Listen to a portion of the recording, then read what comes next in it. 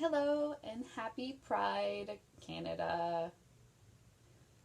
This year we're stuck at home, so Pride celebrations are going to look a little bit different. But I thought I might share this book with you and that maybe you could do some thinking around what Pride means to you and what it means to your community and how you can celebrate it this year from home. This is a nonfiction. It's information that's real and true. And I think that it's an important thing to sort of learn facts about. If you're a bit confused or you don't even really know where Pride comes from or why we have these fun parties and celebrations in the streets, this will give you a bit of information about why we celebrate Pride and why people in the LGBTQ community need a chance to come together in the public and get support from each other and from everyone else. Okay, so this book, the words are put together by Heather C. Hudak. And just like all nonfictions, at the front here we've got a table of contents. And then at the end of the book is glossary, so that's where you find the meanings for different words. So if you're reading a nonfiction book sometimes and you don't understand one of the words that's being used, often there's a glossary where you can look at the back that gives you definitions.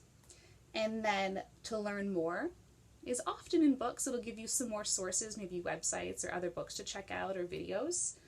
The index is a great tool to use if you're doing specific research. So if you just want to know about Pride in Toronto, you could go to the index on page 24 and that'll give you information specifically about Toronto or whatever you're looking for. You can just look for keywords and then go directly to that page.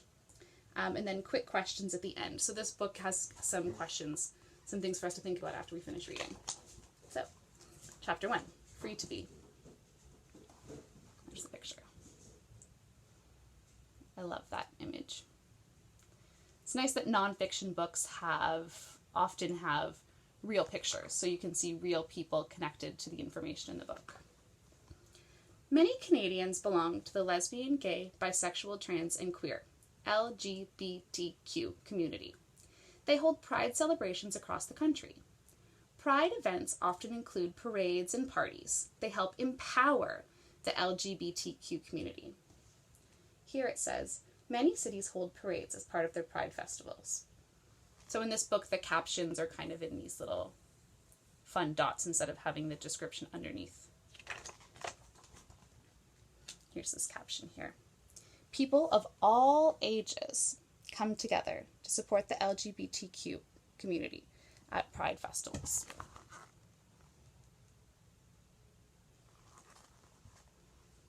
Some people do not approve of the LGBTQ couples. They treat LGBTQ people poorly. They call them names or hurt them. Pride events support the idea that all people should be treated with respect, no matter who they love. Fun fact.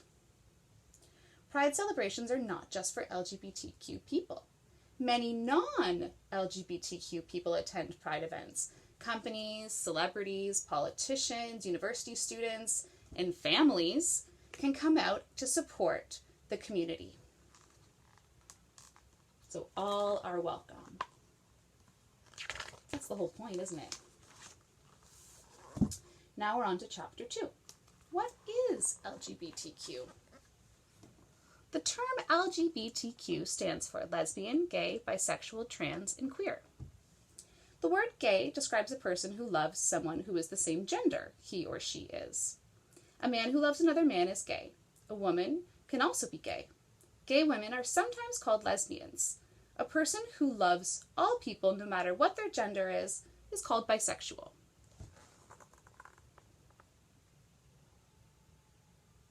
And it's important when you use words that you know how to use them properly and what they mean. Here the caption says, gay people are attracted to others of the same gender.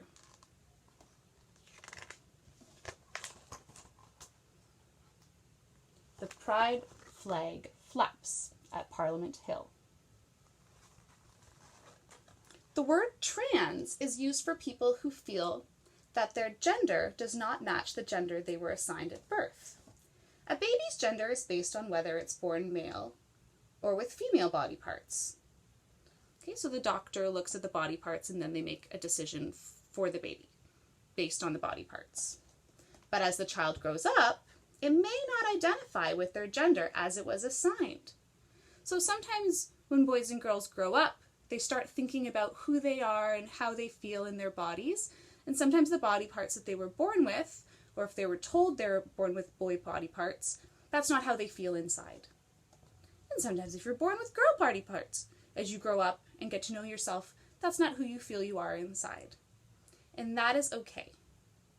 And that is something that you will learn about yourself as you get older. And the word for that is trans. When you make the decision for yourself, when your body tells you that you're a different gender than you were assigned at birth. The word queer is used to describe people who do not fit into the traditional gender roles. They may be gay or trans. They may still have questions about their sexual orientation or identity. But I think it's an important thing to remember that it's not someone else's job to give somebody a title or a name. So it's not my decision to decide if someone else is queer or if someone else is trans. It's that person's own job to decide what they want to be called and how they identify. And sometimes that's a lot of hard work for people. And sometimes people want to keep that information private. And sometimes they want to share it with you. But it really is up to the individual to just make those decisions on their own, to get to know their body and who they are, and then decide how they want to identify. I think that's important to know. Chapter 3, Looking Back. LGBTQ people were not always treated well in Canada. Until May 1969, it was illegal to be gay in Canada. Many people did not view gay people as equals. They did not have the same rights as other Canadians. But in the early 1970s, gay and lesbian people began to protest against their unfair treatment. Protest is a way for people to come together peacefully and say, this isn't fair, we need change. So here's a picture of some people protesting peacefully, and the caption says, LGBTQ people want the same rights that all Canadians enjoy. Born this way, right? So people are born a certain way, and whether they want to share information with you or keep it to themselves, your identity of who you are, you get to know yourself as you get older and older. You get to know yourself. But that doesn't mean that you weren't born with all those parts inside you already, all those feelings, those parts of your identity, who you are. So, people were protesting. They held marches. They fought for their rights. The first gay rights events were held in Vancouver and Ottawa in August 1971. Toronto's first Pride event took place 1 year later. It was a picnic on Toronto Island. Many symbols represent Pride. The best known is the rainbow flag. It was first used as a symbol of the LGBTQ community in the late 1970s. So after the first protests. And the history of the flag is really interesting. If you're interested in flags or symbols, it's really interesting to learn about the history of the Pride flag and the order of the rainbow and how they were first made. I find it really fascinating. So here the caption says, the Canadian version of the rainbow flag flies at many Pride festivals in Canada. Gender symbols were first used to represent the gay community in the 1970s. A circle with a cross represents females. A circle with an arrow represents males. Two of the same gender symbols together are the symbol of a gay woman or man. Fun fact. Gay straight alliances, GSAs, and queer straight alliances, QSAs, are school clubs. They are run by students who want to support the LGBTQ community. They are a safe place for kids to talk about LGBTQ issues. Many GSAs and QSAs take part in Pride events. And something that this book doesn't mention, which I think is important, is that there are male, there are female, and there are also gender non-binary people. So there are some people who don't identify as male. They don't identify as female. They might have different pronouns that they want to use. And they get to make that decision for themselves, and they can share that information with you. Again, it's not your job to assign someone else's gender or decide what pronouns they want to use. It's up to us to learn to pay attention and to announce our pronouns, and then other people will be comfortable to let you know if how they want to be addressed. Okay, so that's something that this book doesn't mention, but I think it's important to think about. Chapter 4. Look at that picture of celebration. Exciting events. Today, there are pride organizations in every province. They promote LGBTQ issues and hold pride events. Edmonton Pride, Pride Halifax, Fierté Montréal, and they're just a few of the pride events that take place across Canada. They didn't mention all of the territories and all of the provinces, but there are celebrations happening everywhere. And you know what? There's celebrations happening all over the whole world. Pride festivals are celebrations of diversity. Diversity means different. And I think it means different and awesome. People who take part in pride events celebrate diversity. They promote equal rights. They also honor the history of the LGBT community. That history of being in the margins and having to fight for equal rights, for the legal right to love anyone you want.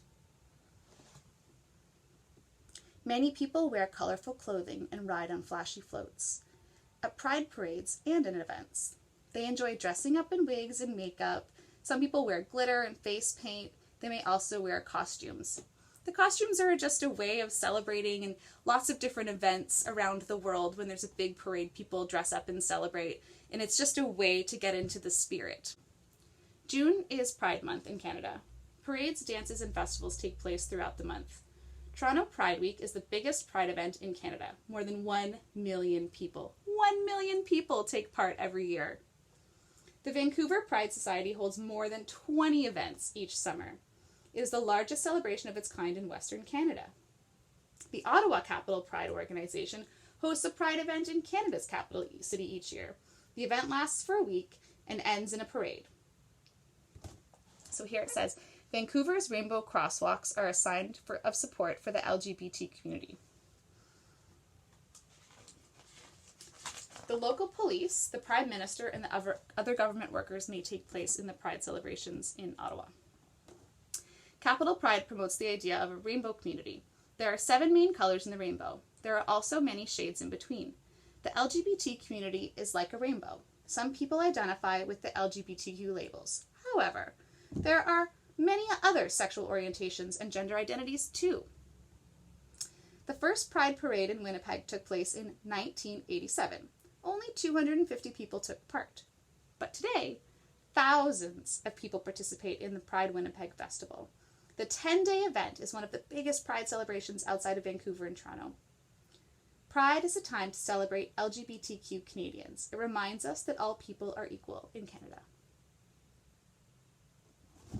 And here's a fun fact. On June 1st, 2006, Prime Minister Justin Trudeau raised the Pride flag on Parliament Hill for the first time. The act was meant to show Canadians support for the LGBTQ rights. It also kicked off Pride Month. That's the end of this nonfiction story about Pride Festival. And then, just as I mentioned before, here's the glossary at the end. So there's a list of some words. And then here are some resources to learn more. So there's some books and some websites and the index. So if you're looking for specific research information. And then at the end, there are some quick questions. Number 1, why do you think Pride is an important celebration for all Canadians? I know why I do. Number 2, what can you do to show support for the LGBTQ community? This year we're stuck inside, so it might be a bit different. So think about it. What can you do? How can you be an ally? And number 3, what Pride events take place in your community? Again, this year it's going to be so different. There might be virtual celebrations or different speakers online or people sharing books. So you might have to look a little bit harder, but it's definitely going to be out there. Okay? So happy Pride, happy celebrating, and thanks for reading with me.